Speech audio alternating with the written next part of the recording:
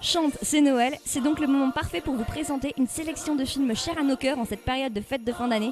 C'est parti pour ce 3e épisode de Chronique Disney, le podcast.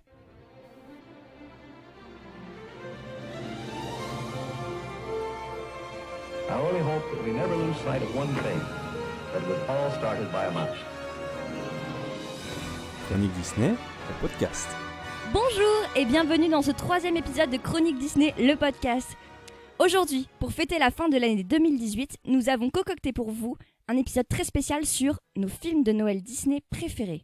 Petit avertissement cependant, comme vous le savez, Chronique Disney s'intéresse à l'ensemble des activités de la Walt Disney Company, y compris ses filiales. Nous ne parlerons donc pas que de films d'animation Disney, donc ne vous inquiétez pas, c'est normal. Maintenant que cette clarification est faite, je peux vous présenter l'équipe de choc qui sera avec nous aujourd'hui. Il y a d'abord Franck, le fondateur du site. Bonjour Victoire. Bonjour Franck. Il y a aussi, je sais que vous l'attendiez avec beaucoup d'impatience, Laurent. Oui, je suis là. Bonsoir Victoire. Le directeur des publications, n'oublions pas. Le directeur de publication, mais on va y arriver de podcast en podcast. J'en ai marre. Le grand Ou Manitou. le grand Manitou, ça me va bien. Ça allait, ouais. Il y a aussi quelqu'un dont vous avez entendu la douce voix dans notre dernier épisode, Romain. Bonsoir Victoire. Et de nouvelles voix sont venues s'ajouter pour cet épisode. Il y a Guillaume. Bonsoir. Donc Guillaume, toi tu es le nouveau rédacteur en chef de Des tous longs les métrages, labels. de la section long métrage. Voilà, donc tout un gros programme devant toi pour l'année 2019. Pour l'année 2019, c'est ça. Comment tu te sens? Serein. J'ai Très déjà bien. commencé, donc ça va. Et enfin, nous avons Fred. Bonsoir Victoire. Donc Fred, est-ce que tu peux nous présenter un petit peu aussi ton activité à Chronique Disney? Alors moi c'est un petit peu compliqué parce que je récupère beaucoup de choses. Alors notamment tout ce qui est web média. Donc ça comprend ce podcast notamment. Oui, tu es mon boss. J'ai un peu l'impression d'être inspecté. Promis, je n'inspecte rien. Je collabore et on coopère surtout. Oui. Tout ce qui est web média, la chaîne YouTube qui va arriver une fois qu'on aura bien défini le projet, mais aussi Spotify, Instagram, Facebook, pas Twitter parce que ça c'est l'apanage de Laurent, Ouais, je suis le maître de Twitter, effectivement. Un grand Manitou. entre autres. Toujours, ouais. Mais aussi on a une section lifestyle et tendance qu'on va un petit peu booster sur l'année prochaine, et je crois que j'ai fait presque le tour. Ah non, il manque la musique de ce cher Léo, voilà, et ces chroniques fameuses de tous les albums, même les plus insoupçonnables et les plus insoupçonnés. Exact. Tout un programme. Du coup, merci à vous tous d'être là. J'ai d'abord une première question pour commencer cet épisode. Qu'est-ce que c'est pour vous un film de Noël? Et je vais commencer par Laurent. Oula, pour moi, un film de Noël Disney, c'est... j'ai envie de dire, j'ai une vision tout à fait commerciale de la chose. Pour moi, un Disney de Noël, c'est de la neige, c'est des princesses, et donc c'est tout ce que Disney France adore vendre à Noël. A contrario, un Disney de Noël n'est pas un film comme peut l'être, et que certains chanceux ont déjà vu, Ralph 2. Donc je suis l'un des rares qui comprend pourquoi Ralph 2 s'est trouvé déplacé en février pour moi. Donc un Disney de Noël, il lui faut effectivement de la magie, des princesses, des princes, des sorciers, etc. Voilà Donc ça, pourquoi. c'est la vision un peu marketing. Mais toi, Mais c'est vraiment ma vision, c'est-à-dire que moi, quand j'en veux voir un film de Noël, j'aime bien retrouver cette ambiance-là. d'accord. Et donc, je suis plutôt hermétique à toute l'idée de moderniser la notion de Disney de Noël. Donc toi, quand tu Et- vois un film de Noël, tu veux vraiment les grands classiques de la neige, des princesses. Exactement, c'est ça, et c'est mon petit péché, on va dire. Ok, passons à Guillaume. Alors moi, il faut de la magie. Noël, il faut que ce soit magique. Donc magique et familial, donc accessible à tous et à regarder en famille, principalement. Ok, c'est une Voilà. définition super claire. Assez clair, mais assez global, mais voilà, famille et magie. Ok, ce sont des beaux thèmes de Noël. Et toi, Romain? Moi, je suis un peu comme Laurent. Je dois avouer que pour moi, il faut au moins une scène où il y aura de la Tu es neige. quand même beaucoup plus jeune que moi. Hein. Beaucoup plus jeune, oui. Tu n'es pas tout à fait comme Beaucoup. moi. Mais je suis de ton avis, pour pas changer. Et oui, il faut au moins une scène de Noël. Je sais qu'on en parlera ce soir, mais que ce soit La Belle ou la Bête ou Mary Poppins, en effet, c'est pas forcément tourné vers Noël, mais il y a forcément une scène qui nous rappelle quelque chose de cette magie hivernale. Et pour moi, c'est ça. J'ai pas vraiment de film de Noël, vous le verrez ce soir. Mais s'il y a un peu de neige, moi, ça me va. Ok, et toi, Fred? Et ben moi je suis dans la tradition parce que je viens d'un âge un peu reculé. Je suis né dans les années 70 et à cette époque-là, les films de Noël, c'était essentiellement les films Disney parce que c'était quasiment les seuls à faire de l'animation jusqu'à il y a une vingtaine d'années. Et il ressortait à Noël au cinéma Et aussi, voilà. non? En fait, les films, il y avait un film à peu près tous les 2, 3, 4 ans parce qu'à cette époque-là, tout se faisait à la main et c'était un petit peu plus compliqué qu'aujourd'hui où on fait tout ça avec un ordinateur assez rapidement. Et c'est surtout qu'entre deux films, il y avait vraiment la tradition du film de Noël qu'on allait voir donc pendant les vacances scolaires de Noël. Et en fait, entre deux sorties de nouveautés, en fait, Disney ressortait les films régulièrement. C'est pour ça que moi j'ai pu voir Blanche-Neige au cinéma, bien que je ne sois pas né au moment où c'est sorti. Oui, C'était en ça, on a tous un 1937. doute là-dessus. Quoique, On a tous un doute Dit là-dessus. Laurent qui a presque 10 ans de plus que moi. Allez, c'est Et, parti. et On en avait fait, dit qu'on n'attaquait pas l'âge. fallait pas m'attaquer. Fallait pas commencer. Et donc voilà, ça permettait. Il y avait une vraie tradition de films Disney de Noël. Et pour moi, un film de Noël, c'est ça. C'est-à-dire que c'est d'abord aller au cinéma avec ma famille, voir un Disney à Noël. Et à cette époque-là, on allait essentiellement au cinéma, surtout pour ça quand j'étais petit. Donc voilà quoi. Pour moi, c'est ça ma tradition. Ouais, c'est génial, c'est une belle tradition. Et enfin, terminons sur Franck. Mais moi, je suis assez d'accord avec Frédéric. Pour moi, j'ai plusieurs définitions du Disney de Noël, mais le Disney de Noël, c'est-à-dire le film d'animation qui était diffusé à Noël, c'était une tradition que j'allais avec mes parents et ma sœur tous les ans voir le Disney qui sortait, dont un certain Taram et le Chaudron Magique. Pourtant, on peut pas dire que j'ai vu au cinéma. On peut pas dire que c'était un film de Noël, mais pourtant c'était une tradition. On était allé le voir. Après, pour moi, le film de Noël, c'est un film avec un Père Noël ou qui se passe à Noël, comme le Noël de Mickey, par exemple. Et la dernière définition, beaucoup plus large, c'est un film plein de joie et de bons sentiments, mais pas fatalement qui se passe à Noël. J'ai envie d'être en joie, d'être joyeux en fait. C'est un film qui me rend joyeux. Pour moi, c'est un film de Noël. Ouais, je comprends. Moi, ma définition, c'est plutôt un film qui va me rappeler un petit peu mon enfance, un film qui a été un peu marquant quand j'étais petite. Ça, pour moi, ça va être un film de Noël. C'est un peu un film doudou, feel good, qui va me rappeler de la nostalgie, qui va m'apporter, comme tu dis, Franck, de la joie. Et comme tu disais, Guillaume, aussi les valeurs de famille, de magie. Pour moi, Et c'est de ça. rêve. C'est exactement ça, les films de Noël. Du coup, passons à notre sélection. Guillaume, je sens que tu as envie de commencer. Ah bah allons-y. Pour une première. Alors moi en fait j'ai un film, enfin en fait j'ai 3 films. Donc un film et un petit diptyque qui fait office de tradition de Noël. Donc en fait le film moi c'est La Belle et la Bête, donc la version animée de 1991, 92 en France, qui est sortie en octobre. Et en fait chez moi j'avais un petit cinéma de quartier qui diffusait les films avec 1 mois et demi voire 2 mois de décalage. Donc je me suis retrouvé à voir La Belle et la Bête au cinéma, mon premier Disney au cinéma, juste avant les fêtes. Ouais, Donc déjà voilà, niveau date c'est concordait. ancré exactement. C'était le film de Noël au cinéma, le premier Disney. Et puis comme c'est quand même un des chefs-d'œuvre de Walt Disney, c'est quand même mémorable. Et donc du coup, voilà, pour moi La Belle et la Bête, comme je le disais, il faut de la magie, c'est Noël, donc un des plus beaux contes, et celui de La Belle et la Bête où justement, quelqu'un doit apprendre à aimer et se faire aimer en retour pour. Ouais, c'est vrai que La Belle et la Bête a un thème de prédilection qui est absolument incroyable pour Noël. Hein. Et qui parle à tous. Et il y a une scène de Noël, il y a une scène Et avec il y a de une la scène- neige. Et ça, je vais y elle est venir. habillée Voilà, en pour ceux rouge. qui aiment la neige, voilà, il y a la scène avec de la neige où justement, il y a les cadeaux de Noël, les batailles de boules de neige et tout ce qui va avec. Et la chanson d'amour. Et quand la même. chanson. Et voilà, donc je l'ai revu il y a pas très longtemps justement, et en effet, tout se passe dans le monde de la bête au niveau de son château, c'est l'hiver, il fait froid, l'hiver est rude. Le premier contact se passe pas bien forcément, et il faut en arriver justement au moment où il commence à se rapprocher, se comprendre, se dévoiler, justement à cette période où il commence à neiger, on se retrouve au coin du feu. Ouais, je vois une période vraiment pleine de bons sentiments, pleine de C'est romantisme, ça, de voilà. chaleur. Donc on commence à se rapprocher et voilà. Donc le feu de cheminée est là, le thé chaud aussi. Première bataille de boules de neige. Quand la bête offre la bibliothèque à Belle, on se croirait un 25 décembre, hein, un matin de 25 Ouais, décembre. clairement. C'est vrai que Une bibliothèque comme ça en 25 décembre, je signe tout de je pense suite. que c'est C'est quand même vrai que un moi très j'ai joli jamais eu cadeau. ça comme cadeau et je trouve ça Non. scandaleux. Pourtant, Non, je non. trouvais que quand Big Ben propose la promesse qu'on n'a pas l'intention de tenir, c'était très bien aussi comme cadeau. Aussi, c'est vrai. c'est Fleurs, vrai. chocolat, promesse qu'on n'a pas Exactement. l'intention de Donc tenir. là, il a fait original. Et puis avant Ça ça, se passe en surtout, France. Hein. il y a quand même cette scène, c'est la fête, où je pense qu'on rêve tous d'un dîner de 24 décembre comme ça. Attends, pense vous avez que pas c'est ça pas chez mal. vous? Non, pas encore, c'est pas C'est-à-dire encore que fait. moi, les assiettes, je suis obligé de les mettre dans le lave-vaisselle. C'est oui, c'est horrible. un Ah peu, oui, ouais, tu sais, c'est le moins charme magique. est un peu différent. Mais voilà, disons que plus magique que ça, je trouve que c'est... Enfin, pour moi, ça reste voilà, la référence, La Belle et la Bête. En le revoyant, je trouve que c'est un peu comme les enfants où à qui toute l'année on leur dit qu'il faut être sage pour que le Papa Noël puisse passer.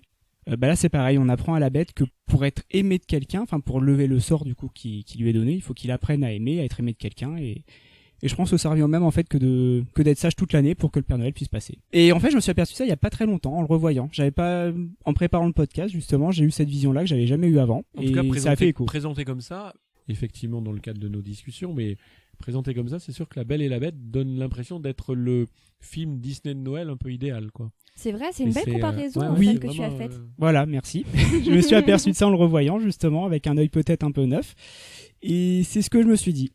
Et puis comme dans la réalité, Noël se passe, on est content, mais c'est vrai qu'une fois que Noël est terminé, on n'a qu'une hâte, c'est que les beaux jours arrivent, que le printemps arrive, et c'est exactement ce qui se passe à la fin du film, quand le sort est levé, quand tout est magnifique, la neige laisse place au soleil, et Le printemps est de le retour. printemps est de retour, et on commence une nouvelle histoire. Voilà. J'adore, Mhm. j'adore, c'est une très belle Mhm. définition. Ouais, clairement. Moi, mon petit doigt me dit qu'il y a quelqu'un d'autre qui, en fait, pour qui La Belle et la Bête, ça évoque un souvenir de Noël particulier. N'est-ce pas, Victoire? Alors, j'aime beaucoup La Belle et la Bête 1, c'est sûr, mais pour moi qui suis née milieu des années 90, il y avait La Belle et la Bête 2 à Oh là Noël. là là Non mais là. je sais, je suis navrée, j'ai lu Non, votre non, non, critique. c'est juste pas possible, on peut pas aller. Non, On est mais sur Chronique Disney. la on va- chanson de on a Noël est quelqu'un jolie. qui est en train de faire la pub de La Belle et la Bête. Non mais 2. je sais, en plus j'ai lu Donc, plusieurs fois votre chronique et j'ai bien conscience que vous trouvez que c'est vraiment nul. Ah non, c'est Non, pas, c'est pas écrit tout à comme fait ça. Exact. C'est que La Belle et la Bête étant un chef-d'œuvre un peu ultime, lorsque on se retrouve avec La Belle et la Bête 2, qui est bon à caler une armoire en tant que DVD, on se dit C'est pas le Bon, pire des Disney c'est- Toon. non, oui, mais c'est toujours pareil. C'est sous prétexte que c'est pas le pire. On l'excuse. Non. Je suis désolé. Non, ça moi, reste je- mauvais, je- très mauvais. Non, je voire dirais très, pas très très mauvais. Non, Il mais est- demandons il est- plus simplement à la personne qui l'a écrit, Oui, la oui. critique, et qui a quand même un avis un peu plus nuancé. Voilà, je Ouais. trouve que le film est passable. Il y a des bons moments. La chanson est très belle, par exemple. C'est vrai que ça fait très Noël. Par contre, le méchant est assez pathétique. Ah, je pense que le méchant, pour trouver le plus mauvais méchant, ils ont fait fort. Je pense qu'ils ont- Non, il y a il y a pire pire. que ça. Non, Il y a mais pire que ça. laissez-moi Ils ont- remettre dans le contexte. ils ont pas Voilà. sniffé. C'est-à-dire que que de la neige, là, pour ceux qui ne l'ont jamais vu et qui n'arriveraient pas à le trouver, à part effectivement dans des reventes ou chez Emmaüs, proche d'ici, puisque a priori, voilà, ça c'est beaucoup la critique a fait son œuvre. Mais voilà, effectivement, il faut peut-être raconter ce qui se passe dans. Ouais, remettons en contexte. En fait, La Belle et la Bête 2, un Noël enchanté, pour dire bien la nomenclature en entier, c'est Parfait. un Mitkel. Donc, c'est-à-dire, en fait, ça c'est censé se passer pendant les événements de La Belle et la Bête. Déjà, ça, on est d'accord, c'est une incohérence. Oui, je vois ta tête, Franck, je sais que c'est une incohérence. Après, quand ils ont rajouté Human Again. c'est ça, Humain à nouveau, là aussi, il y avait un peu d'incohérence par rapport au film original sans la musique supplémentaire. Donc, Oui. quoi qu'il arrive, ça a été rajouté dans le film, Oui. dans le premier film aussi. Donc du coup, La Belle et la Bête 2, donc ça se passe pendant les événements de La Belle et la Bête 1. Belle souhaite fêter Noël, sauf qu'en fait, la Bête déteste Noël. Et en fait, on apprend, c'est parce que sa transformation en bête s'est passée la nuit de Noël. Donc du coup, il a un ressentiment par rapport à cette cérémonie, il n'aime pas faire la fête. Et du coup, Belle, elle veut quand même fêter Noël et elle va demander de l'aide à tous ses amis enchantés pour faire Noël quand même. Mais moi, il faut se dire que j'ai découvert ce film, j'avais 4 ans. Donc j'ai été au McDo, j'avais tous les jouets McDo Happy Meal de La Belle et la Bête 2. Je rêvais d'avoir la robe de Noël de Belle. Enfin, Et toi aussi, tu voulais qu'on t'accroche au haut du sapin, Mais oui. comme la décoration mais non, qui chante. mais c'est un package, j'avais 5 ans, enfin au bout Et d'un alors, moment. ça se voit évidemment pas à l'écoute, mais là, il y a des étoiles dans les yeux de Victoire lorsqu'elle évoque ses souvenirs.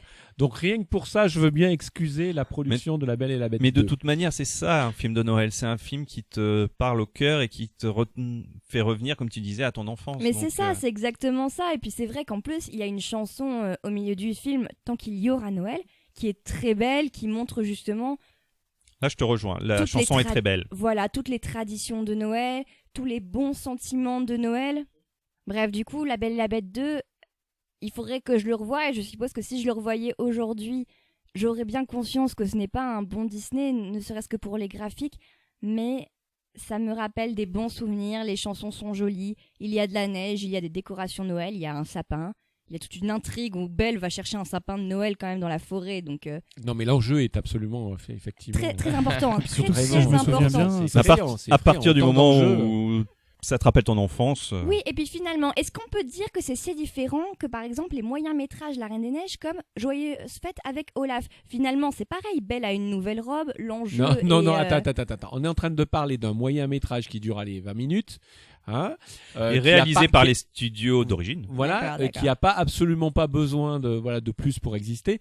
Et là, on est en train de le comparer à la suite d'un immense chef-d'œuvre Disney. Donc je pense qu'on va arrêter dans les Très bien. comparaisons. pour Je pense défendre qu'il- Victoire, un Noël sans sapin, c'est pas possible. Oui, Enfin là, le oui, sapin, oui, est fini, enfin, le sapin il est peut- fait avec des assiettes. Là. Voilà, là. Non, en fait, je pense qu'il faut. Enfin, moi, j'arrive à entendre ton discours qui consiste à dire ce film m'a parlé, enfin, a construit quelque chose chez moi, m'a parlé alors que j'étais enfant, et évidemment, j'ai une attache particulière à ce film. Et c'est important, ça aussi. C'est aussi ça, peut-être c'est la un définition Disney- des films de Noël. un film de Noël. C'est un film qui vous a parlé à un moment et qui fait que ce film vous accompagne pendant toute une période. Tant mieux. Après, objectivement, quand on analyse l'œuvre au sens, avec le recul suffisant, on peut pas Mais sanctifier après aussi, on La peut Belle et la accepter Bête. aussi qu'un film de Noël soit un peu nul. Tu sais, un peu gnangnan. Alors oui, mais on n'a pas le droit d'accepter qu'un film Disney soit nul. D'accord. Passons à Franck. Ça c'est fait. Ah, moi, le film que j'adore regarder tous les ans à Noël, c'est le Noël de Mickey. Mais bon, comme j'en ai déjà parlé lors du précédent On en a podcast, parlé pendant voilà. l'épisode, les Donc 90 ans de Mickey. Voilà, donc je vais pas revenir dessus. Je vais vous parler plutôt J'ai juste quand même une question. Est-ce que l'enfant de Mickey, il meurt à la fin ou pas? Non, On se posait la Mais question non, tout à l'heure. il ne meurt pas. Est-ce qu'il meurt ou pas d'après toi? de quoi Dans Dans le futur Dans le Noël de Mickey, l'enfant est malade. Est-ce qu'il meurt ou pas? Non, Non. Ben non. Tiny Tim ne Oui, mais meurt après la pas. scène finale, Ouais. peut-être qu'on Est-ce sait pas qu'il ce va qui se mourir passe. après? On le sait ou pas? Non, Scrooge Il a change. mangé non, de il la change. dinde, donc ça va mieux. Ah oui, d'accord, ça l'a Il guéri lui la offre un dinde. jouet, Mais non, ça le mais- guérit. D'accord. Mais non, c'est que Alors, c'est le grand débat. La dinde ne guérit pas les enfants. Ah ben la preuve. La je- bonne c'est nourriture un et les vrai bons sujet. soins, Je certainement. suis désolé, c'est un vrai sujet, il faudra en faire un Mais, podcast. Non, mais voilà. en fait, c'est que Tiny Tim était malade et donc forcément mal nourri. Et grâce à Scrooge qui arrive pour en fait le nourrir et s'occuper de lui, il va enfin Et surtout donner un vrai salaire à son père. voilà et un vrai salaire à son père. Pour moi, non, au contraire, justement. Ah, donc on revient sur ce que tu disais, la dinde guérit.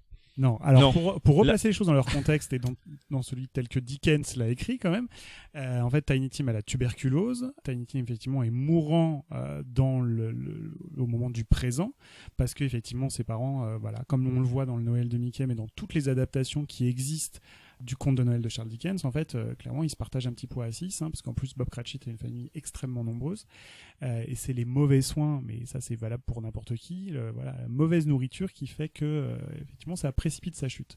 Une fois qu'on a vu les Noëls futurs, et donc, du coup, le fantôme des Noëls futurs montre non seulement l'avenir de Scrooge, mais aussi l'avenir des gens qui le connaissent, que sont son neveu, que sont son employé. Effectivement, dans le futur, si les choses doivent se dérouler telles qu'elles sont montrées avec la personnalité de Scrooge avant qu'il change, effectivement, Tiny Tim meurt. Mais voilà, Scrooge meurt aussi d'ailleurs dans le Noël futur et il s'aperçoit du coup que sa vie va être monstrueuse et que personne ne va le regretter tellement ça a été un être humain horrible.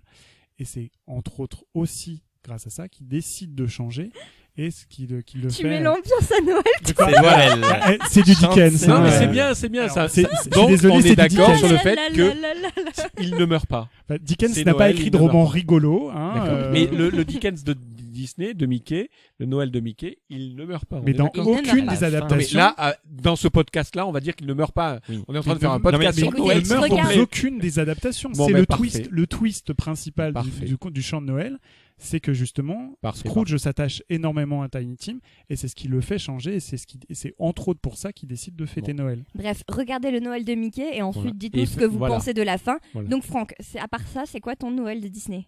Pour moi, le film que Ton j'adore, film de Noël Disney, pardon. un film de Noël que je regardais beaucoup quand j'étais petit en fait et qui me rappelle Ça Noël, c'est oui ça date, mais je continue toujours à le regarder. Je l'ai dit à voix haute. Pardon. Mais toujours moins que toi, Laurent.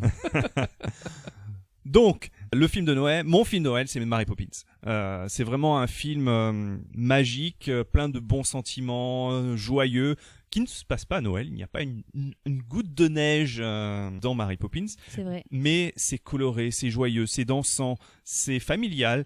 Parce que dans beaucoup de films de Noël, il y a des enfants qui ont leurs parents qui n'ont pas le temps de s'occuper d'eux ou parce qu'ils travaillent trop. Et Mary Poppins, c'est aussi le thème de la famille, avec le père qui ne s'occupe pas des enfants, et donc la nounou vient les aider. Donc de toute manière, tous ceux qui ont vu L'ombre de Marie, Dans l'ombre de Marie. Dans l'ombre de Marie, la promesse de Walt Disney, Saving Mr. Banks en anglais.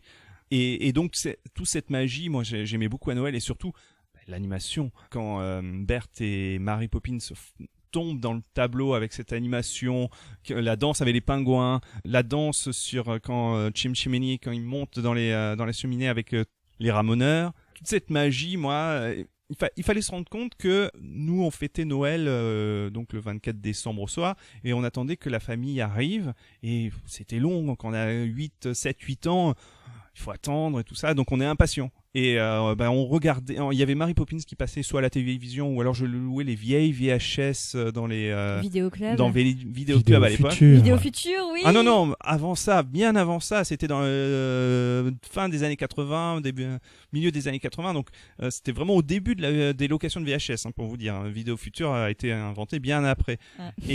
Et donc je regardais ça, et c'était 2h20 de magie qui faisait passer l'après-midi rapidement jusqu'à que les cousins arrivent. Est-ce que tu dirais que ça a aidé le morceau de sucre la médecine à couler. Attends, qu'il y a de la médecine à couler. C'est ça.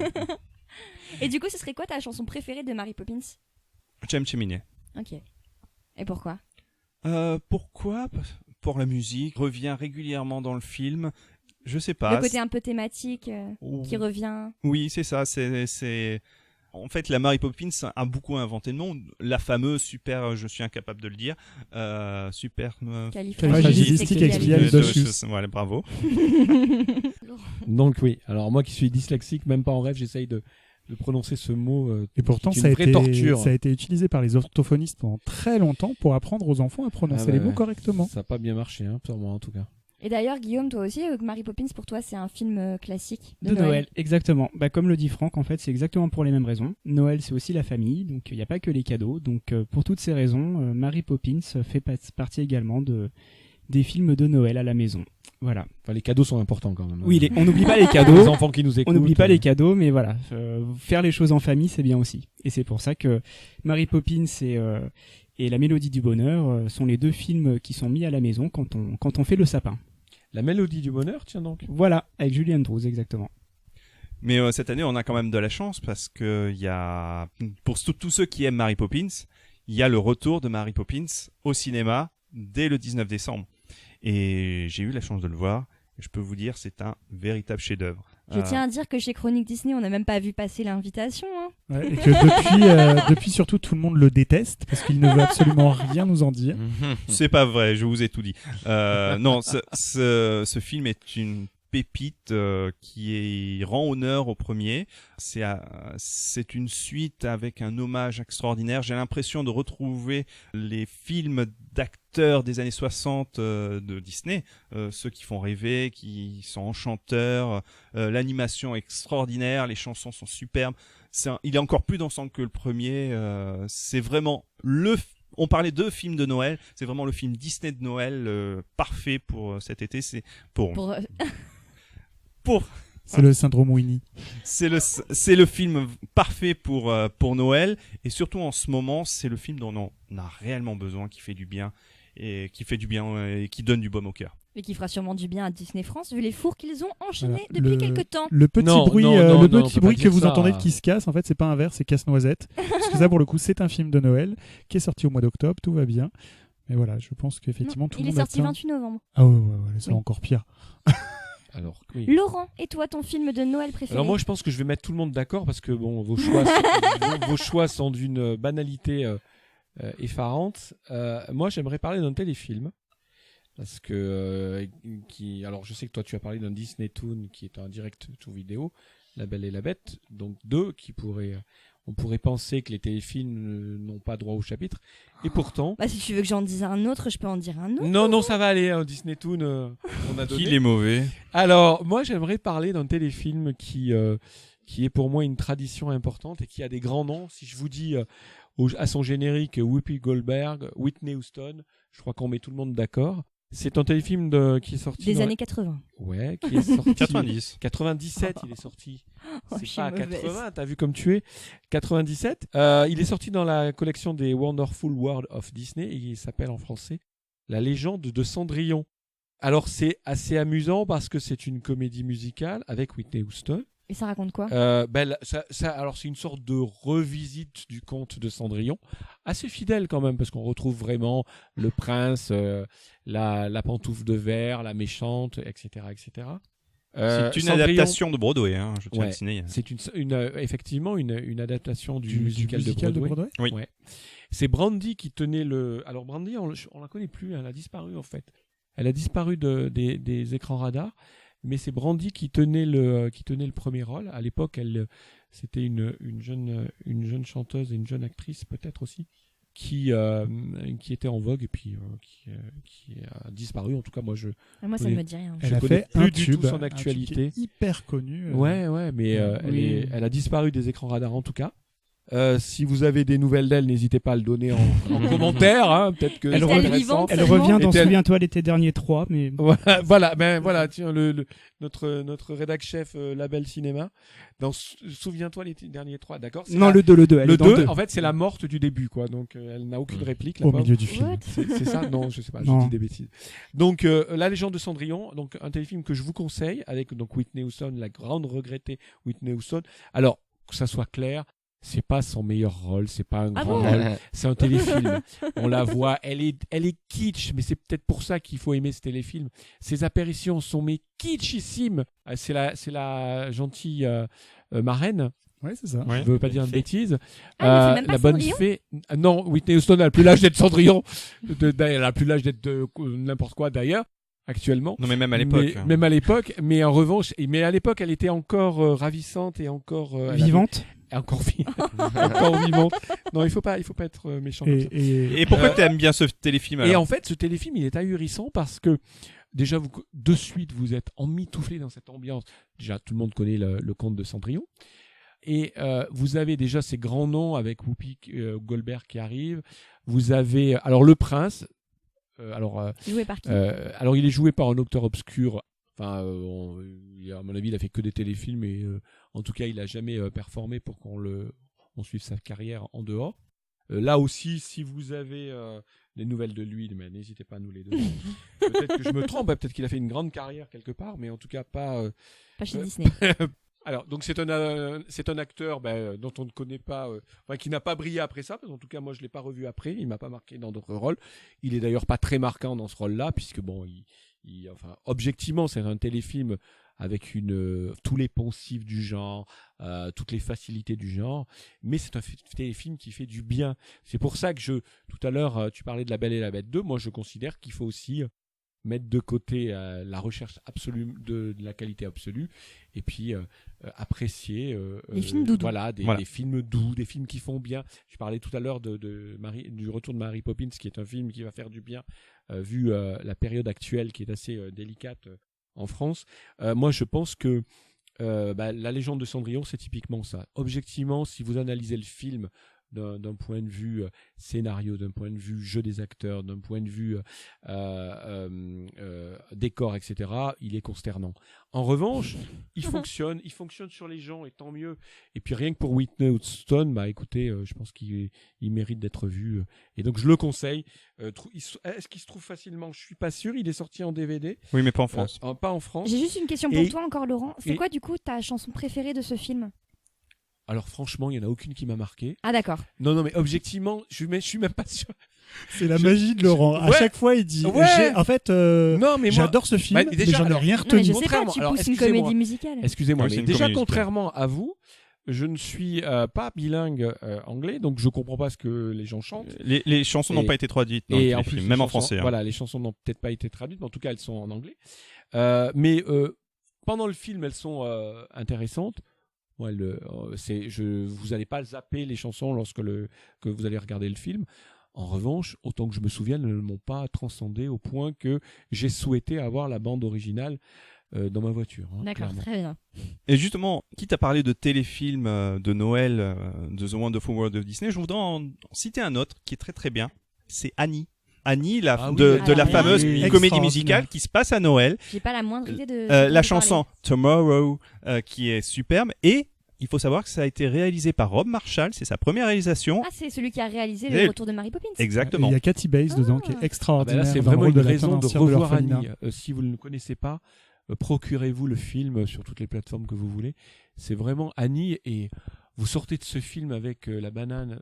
C'est vraiment un film qui est enchanteur, et l'histoire de cette jeune orpheline est juste magique. Donc vraiment, vraiment, regardez ce film. Et le téléfilm passe actuellement sur Disney Cinéma Magique pour Disney Cinéma pour ceux qui l'ont. Ah, C'est pour ceux qui payent certainement, encore pour ouais. des chaînes Disney en France. Donc il paye à Canal+. Fort bien. Mais sinon, c'est une des meilleures adaptations qui existent du musical. Et en fait, il y en a 3 ou 4 qui ont été faits. La dernière a été faite avec comment il s'appelle Jamie Foxx. Voilà, Jamie Foxx, qui Et était, Cameron qui était Diaz. une version moderne en fait Ah, quand de même. Annie, qui est produite par les studios Disney d'ailleurs.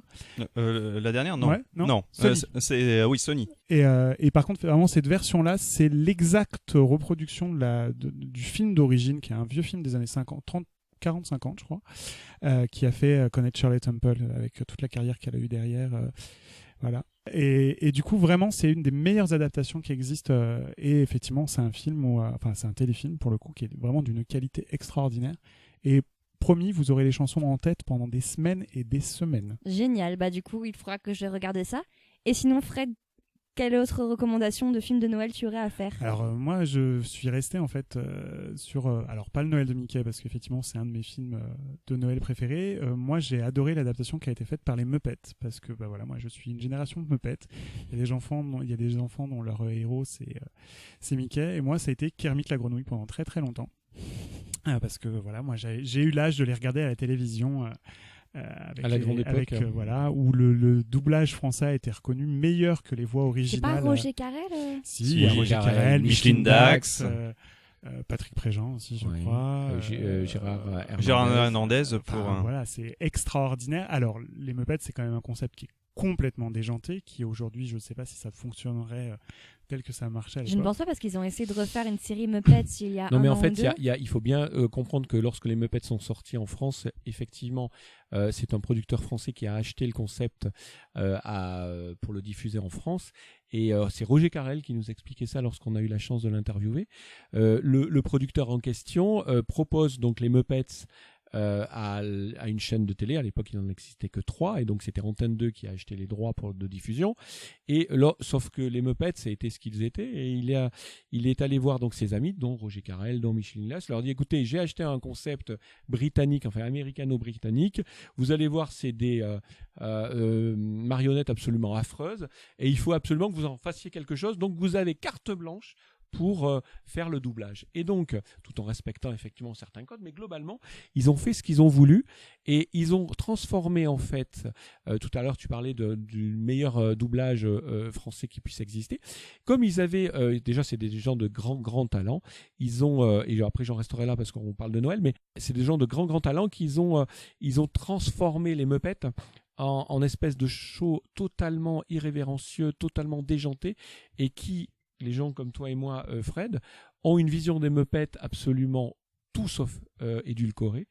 Et les Muppets actuels ne correspondent pas à c'est pour ça qu'ils ne marchent plus d'ailleurs, ne correspondent pas à nous, à la vision qu'on a eue, toi et moi, quand on était enfants. Du coup, Noël chez les Muppets.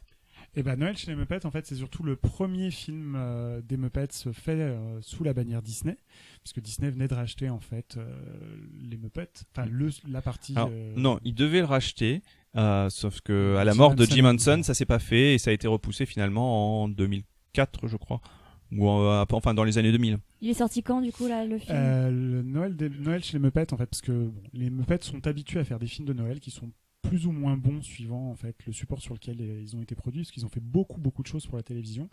Le Noël chez les Muppets est sorti dans les années 90-92. En 1992. Voilà, c'est ça. Et c'est la première fois qu'ils font une adaptation d'un grand classique. Alors après, ils en feront d'autres, parce qu'ils vont faire L'île au trésor. L'île au trésor, le magicien d'Oz, ou des choses un peu parodiques comme les Muppets dans l'espace. Voilà.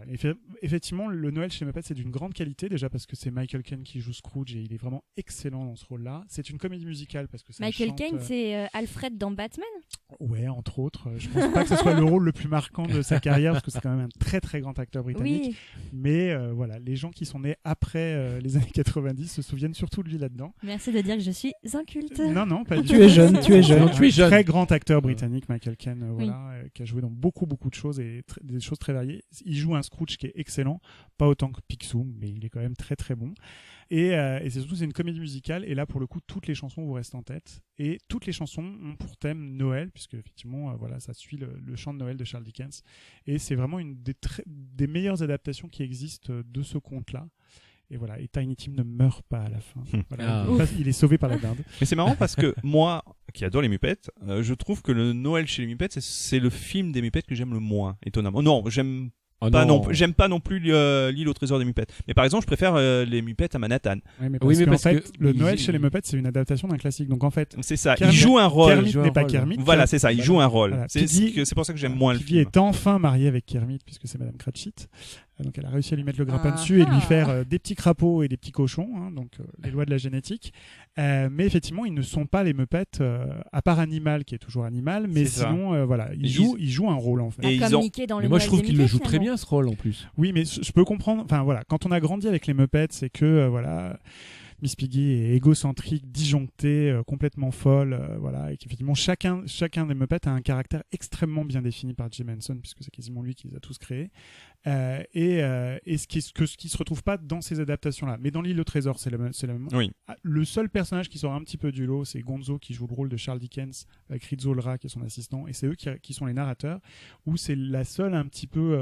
Et c'est chose- d'ailleurs les personnages que je préfère dans Voilà. le film, moi. Et moi, c'est un de mes films de Noël préférés parce qu'en fait, j'ai eu dans mes jeunes années, je l'ai adapté au théâtre en fait, et on l'a joué au théâtre. Et donc pas en se basant sur le chant de Noël de Dickens, mais vraiment on a adapté au théâtre le Noël chez les Muppets et voilà, ça a très très bien marché à l'époque, on était très fiers et c'était très sympa. Après, Ça aussi, c'est un souvenir de Noël. Finalement. voilà, et on l'avait joué à Noël effectivement parce que pour le coup c'est vraiment quelque chose qui est très ancré. Voilà, il faut que ça soit à Noël et c'est bourré de bons sentiments sur le repenti, voilà, il faut se conduire bien et si on se conduit bien, on fait de bonnes actions. Si on fait de bonnes actions, ça profite à voilà, c'est un peu comme dans ce film où ce petit garçon en fait explique que si on fait 3 bonnes actions, ça se répercutera dans Un le monde monde entier. meilleur. Voilà, et qui est voilà, c'est exactement ce principe-là.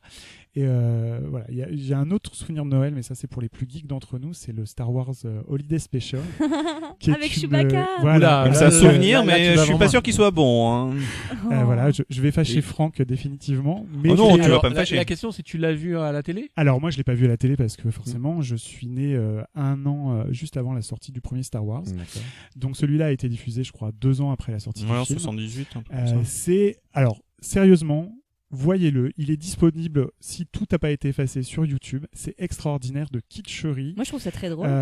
Pour un fan de Star Wars, je c'est pense que consternant, c'est, je hein. pense Mais que c'est c'est drôle. le suicide audiovisuel. Le seul intérêt de ce special n'importe nawak, c'est le court-métrage animé de Boba Fett, où Attendez. c'était la première apparition de Boba Fett avant l'Empire contre-attaque. Il Faites faut juste un petit résumé Alors, de ce en que ça fait, raconte. c'est un truc complètement délirant qui a été commandé pour les studios ABC, je crois. non, je sais pas si ABC ou George enfin, Lucas, ça Je crois que c'est l'intéresse. George Lucas, Ouais, hein. George Lucas, ça l'intéressait pas trop, donc en fait, il a pas mis le nez dedans. Il a découvert en gros le produit à la diffusion, si mes souvenirs Ouais, c'est sont ça bons. à peu près.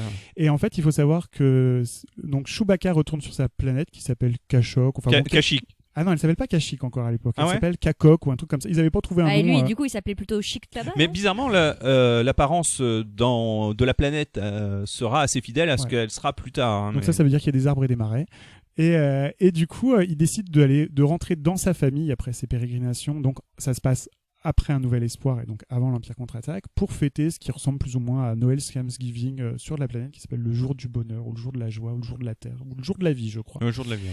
Et donc il retrouve femme et enfant, donc on apprend qu'il a femme et enfant, il a même des ados à la maison si mes souvenirs sont bons, et il invite déjà tous ses amis de la galaxie très très lointaine à venir lui rendre visite, donc R2D2, Luke, Han Solo, voilà, et qui y vont toutes, parce que c'est une comédie musicale, hein, il faut savoir que ça chante. Non, il n'y a qu'une chanson à la fin. Il y a qu'une chanson. de Carrie Leia. Fisher chante. Oui, Carrie Fisher chante. La princesse Leia chante à la fin. C'est Et une je me demande s'il n'y a pas catastrophe. Wonder Oui, Woman c'est- qui fait une apparition dedans. Non, c'est pas dans celui-là. Non, je crois pas. C'est une erreur. Et donc c'est d'un kitsch extraordinaire. George Lucas, quand il a découvert ça, évidemment, ça mettait par terre tout son univers, tout son mythe, et surtout ça violait en gros tout ce qu'il avait essayé. Aujourd'hui, on dirait il a violé mon enfance. C'est exactement ça, quoi. Et c'est à voir. C'est vraiment, s'il y a un nanar à voir. Il n'a jamais plus c'est- été rediffusé de façon légale. Hein. Et je crois qu'il a essayé de tout faire pour supprimer Pour le les bannir. copies, mais bon, bah voilà, avec la magie d'Internet, tout le monde a mis sa copie de VHS en ligne sur. Donc il est trouvable quand on cherche bien. Et c'est à voir, c'est pas très long, c'est divertissant. D'ailleurs, les Muppets ont fait un épisode aussi spécial de Oui, Star ça Wars. qui est très très drôle. Et voilà, si vous avez l'occasion, c'est dans les premières années des Muppets, c'est très très drôle aussi. C'est très drôle aussi. Avec voilà. Gonzo en Dark Nazor, je crois. Oui, et puis avec la fameuse Miss Piggy qui dit il a pris un peu de poids. Voilà, c'est ça. Avec, Et avec le remix extraordinaire disco de Star Wars qui termine l'épisode, qui a cartonné d'ailleurs, qui s'est vendu très très bien, mais qui est pareil, qui est un monument de kitscherie musicale extraordinaire. Ça Comme m'intrigue énormément, il faudra que je regarde tout ça. Comme dit Je te Miss le passerai, Piggy, je te le promets. qui dit à Luc change de chez eux, je te casse en deux. J'ai pas compris. oui, c'est... Parce que Miss Piggy, elle parle comme ça en fait. Mon Camito. Et- Il faut le voir pour le croire. Très bien, bah je regarderai. Et toi, Romain, Eh quelle est ta ben, tradition de Noël? Vu que je fais rien comme tout le monde, j'ai pas vraiment de film de Disney de Noël, même si je dois l'avouer que Mary Poppins, depuis quelques années, je le regarde un peu à tous les Noëls. Mais moi, ce qui me parle beaucoup, ce sont les émissions de compilation de courts-métrages, notamment, qui ont été diffusées sur beaucoup de chaînes, je pense, depuis qu'elles ont été créées. Et finalement, vous savez, c'est ces émissions où différents courts-métrages étaient passés et des séquences préenregistrées, notamment à Disneyland Paris, finalement introduisaient chaque court-métrage. Et donc, au-delà de divertir les enfants le 24 décembre au soir, moi j'attendais ça avec impatience, notamment pour voir les présentateurs qui avaient toujours beaucoup d'humour, voir les personnages Disney souvent qui apparaissaient aussi à l'écran et surtout voir des images du parc. Donc je suis peut-être un peu monomaniaque, mais j'aime vraiment beaucoup les parcs Disney et c'est une émission que j'attendais personnellement et que j'attends encore chaque année, puisque chaque année ils font à peu près le même format, qui est au final pas très original, mais dans les contenus ça se diversifie un peu et je suis toujours émerveillé de voir ce type d'émission, de voir des jolis plans du parc, de voir les personnages et ça a quand même été l'occasion parfois aussi de présenter un peu des nouveautés. Franck, je pense que tu vas pouvoir confirmer, je crois qu'en tout cas les fêtes joyeuses d'Olaf ont été diffusées l'année dernière sur M6 Je confirme. en exclusivité du coup sur une chaîne en tout cas non payante et voilà, c'est toujours un moment que j'attends avec impatience et Ils reviennent d'ailleurs qui se cette année. répète chaque année. En effet, alors j'ai déjà 2 dates, alors je ne sais pas exactement quels seront les contenus, mais je peux vous annoncer que le 22 décembre il y aura une Disney Party sur M6, La Reine des Neiges. C'est ça, il y aura 3 courts-métrages. 3 courts-métrages avec donc la magie des aurores boréales. Oui, c'est le court-métrage Lego Frozen. Voilà, qui est déjà le- disponible sur YouTube. qui est par déjà Oui, exemple. c'est disponible. ça, ouais. Ils vont repasser, donc comme je l'ai dit, le merveilleux, moi je trouve Joyeuse Fête avec Olaf. C'est ça, Et ils passeront aussi donc La Reine des Neiges, une fête givrée. tout à fait. Et donc sinon, une autre date a été annoncée sur là, donc moins peut-être sur les contenus courts-métrages, mais plus sur les contenus des Disney et aussi des parcs Disney. Ça s'appellera La Magie Disney, ce sera présenté par Élodie Frégel le 26 décembre sur C8. Je sais qu'ils reviendront un peu sur tous les mythes qui ont entouré les parcs et les films Et Disney. avec la participation d'un de nos directeurs éditorial qui n'est autre que notre spécialiste audiovisuel que vous avez eu l'occasion de déjà voir plusieurs fois à la télé, c'est David Scordia. Mais non! Et si, Mais c'est super cool, David lui va passer à la télé le 26 décembre. il a l'habitude d'être effectivement il est très demandé pour ce genre d'émission, donc il nous représente fièrement et tant mieux pour nous. Mais c'est Et pour lui. génial. On va peut-être penser à lui faire un t-shirt d'ailleurs. Ouais, Bah on va oui, faire il une faudrait qu'il ait un fan t-shirt de David. chronique, un petit pins. Un pins, ouais. Faudrait quand même faire une marque Et, distinctive. En et vert sinon, fluo. Romain, tu as eu l'occasion de voir les pendants, parce que nous, on a en France ces émissions de Noël des grandes chaînes commerciales. Mais est-ce que tu as eu l'occasion ou la curiosité d'aller voir les shows de ABC qu'on peut trouver assez facilement sur YouTube et qui, pour le coup, sont avec des moyens absolument incroyables, parce que souvent, ils sont en direct, ou du moins Non, ils sont différés. en différé, mais enregistrés dans les conditions Ça du dépend, direct. ils diffusent aussi des émissions en direct des parcs. Non, Ouais, c'est mais enregistré. Hein. C'est voilà, c'est et là il y en a certains qui sont enfin Comme beaucoup d'entre nous, je pense que je les regarde chaque année. J'ai aussi regardé cette année. Rien que le concept déjà m'amuse beaucoup. Souvent, c'est préenregistré, c'est des duplex entre guillemets entre la Floride et la Californie. Il se passe un peu la balle avec d'ailleurs des séquences qui sont tournées en journée et aussi des séquences qui sont tournées de nuit devant le château avec je dirais une technique complètement fabuleuse, des artistes les plus populaires du moment qui viennent chanter des titres Disney et oui, souvent les ouvertures, que ce soit en journée, notamment avec Neil Patrick Harris il y a quelques années, ou je me souviens il y a 2 ans aussi, c'était de nuit devant le château. C'est simplement fabuleux. C'est un déluge de feux d'artifice, de neige, de confettis, de stars qui viennent chanter, et de Mickey et Minnie évidemment sur scène et tous ses amis, et évidemment on voit quand même un budget différent et des émissions qui sont fabuleuses. Si vous avez l'occasion, en effet, c'est diffusé sur ABC et chaque année ils font des émissions pour lancer la saison de Noël. Et cherchez-le vraiment sur YouTube, prenez le temps de le regarder, c'est vraiment des shows qui en mettent plein les yeux. D'ailleurs, l'année dernière, c'était génial, c'était Idina Menzel et Christine Bell, qui sont les voix originales d'Anna et Elsa de La Reine des Neiges, qui chantaient la chanson du moyen-métrage Joyeuse Fête avec Olaf, When We're Together. Elle la chante devant le château avec des feux d'artifice derrière. C'est superbe, regardez la vidéo du live, c'est vraiment magique, c'est exactement l'esprit de Noël. Et pour revenir à Neil Patrick Harris, il a fait une des plus grandes et des plus longs plans séquences de l'histoire de la télévision, justement, c'était il y a 2 ans, je crois. C'était il y a 2 ans, ouais. Où il chante, en fait, il part du château, il traverse tout Main Street. Et oui, Romain, tu m'avais montré. Oui, il traverse tous les univers, il va au début avec toutes les princesses qui ont d'ailleurs leur tenue de Noël, c'est très intelligent. Même Belle, alors que c'est La Belle et la Bête 2, et pourtant c'est reconnu. Ah mais elle est canon, enfin elle est canon, elle est dans la et il descend tout Main Street et il y a les vilains, il y a Mickey qui lui donne un téléphone, à un moment il y a même R2D2 et Dark Vador qui sortent de Main Street pour finir sur une scène centrale avec des feux d'artifice de jour que j'apprécie particulièrement et des confettis partout. Et ce n'est pas monté, c'est tout filmé d'un seul coup. Moi je me rappelle aussi qu'ils avaient passé, alors il y a 5 ans à peu près, ils avaient fait une séquence de danse sur Newsies, c'était extraordinaire. Alors, sur le musical de Broadway, si vous le super. permettez, je vais faire un petit message personnel à Bob Iger. C'est typiquement le genre d'émission qu'on aimerait trouver sur Disney+, lorsque Disney+ sera ouvert. Je suis persuadée qu'il nous écoute en ce moment. Oui, je pense aussi, je pense qu'il nous écoute. Et typiquement, si Disney+ veut se différencier, en mettant à disposition des enregistrements de ce genre d'émissions qui sont du patrimoine télévisuel et qu'il faut absolument conserver et chérir. Même si c'est pas en français, hein, ça c'est pour Disney France. Ça se regarde. Les vieilles émissions sous-titrées ou même sans sous-titres, qu'on ait la possibilité de les voir. C'est l'intérêt d'une plateforme en fait. Hein. Oui, puis je crois que ça s'inscrit dans la tradition en fait de Disney qui a quand même fait de la télévision ce qu'elle est entre autres aujourd'hui aux États-Unis, surtout de la chaîne ABC qui sans sa contribution serait certainement pas où elle en est aujourd'hui. Et vraiment Disney et la télévision, c'est une grande histoire, une histoire d'amour, et Disney et la télévision à Noël aussi, parce que avant les émissions effectivement de court-métrage dont Romain parlait, il y avait avant tous les ans une émission le 25 décembre qui était présentée donc à l'époque par Pierre Tchernia qui était le meilleur ami des enfants, et sur la RTF à l'époque. Voilà, enfin il y a eu aussi sur Antenne 2 pour ceux qui se rappellent. Parce que Antenne 2 est devenu enfin bon. Et du coup c'était voilà, où à cette époque-là effectivement comme il n'y avait pas de court-métrage, les gens appelaient en fait le standard qui était SVP puisqu'il n'y avait pas tous les choses Disney. Voilà, et c'était avec Dorothée, et on avait le droit de choisir suivant une trentaine d'extraits de films, les extraits de films qu'on avait envie de voir, et donc du coup ça faisait passer une bonne après-midi aux enfants le jour de Noël une fois qu'on avait ouvert les cadeaux. Et spécifiquement le jour de Noël, SVP Disney s'appelait SVP Noël. Un détail très important. Eh oui, c'est important. C'est du patrimoine. Tu le connais pas encore, mais un jour, ton enfance deviendra ton patrimoine, tu verras. Bah, mon enfance, c'est toujours mon patrimoine parce qu'il y a un autre film de Disney qui n'est pas Disney, mais qui appartient maintenant à Disney, et je conclurai sur ça. C'est Anastasia, qui pour moi est un film de Noël ultime. Parce que c'est sorti au même moment que La Belle et la Bête 2. Je l'avais en VHS. Ça se passe en Russie. Il y a de la neige. C'est magique. Il y a des chansons. Et maintenant, c'est Disney. Et maintenant, on peut dire qu'on peut aimer Anastasia. Voilà. On le dit tous. Et si Bob Iger nous écoute toujours, moi j'attends le live action Anastasia. Merci.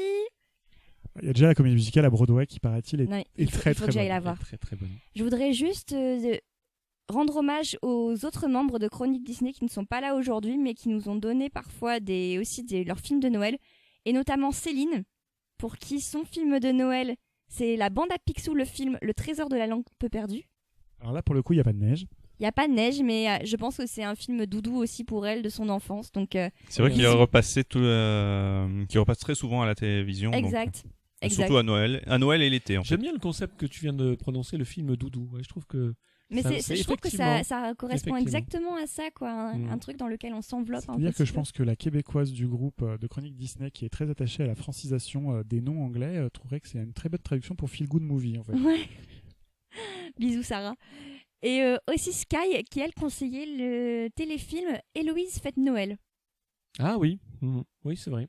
Voilà, donc Ça ressemble un petit peu à Annie, on va dire, mais Ouais, sans, c'est sans ça. la version. Il y a de la musique, je me rappelle Un plus, peu non, je moins, crois pas. un peu, mais pas C'est une sorte mais de moins. Annie revisitée. Voilà, c'est fait par le réalisateur d'Il était une fois, Kevin Lima.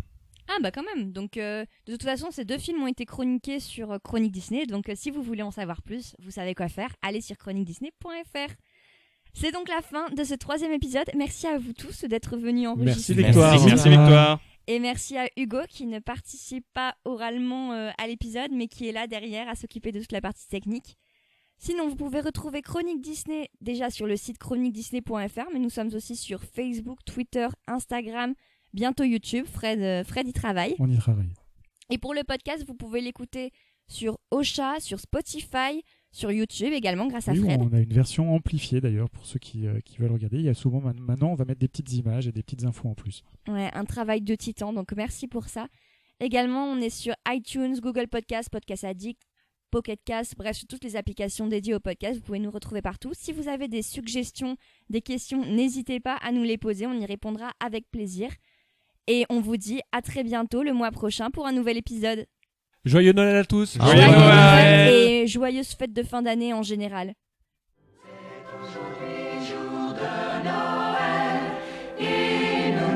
Sentons des ailes, carillonnent et chantonnent. C'est aujourd'hui jour de Noël.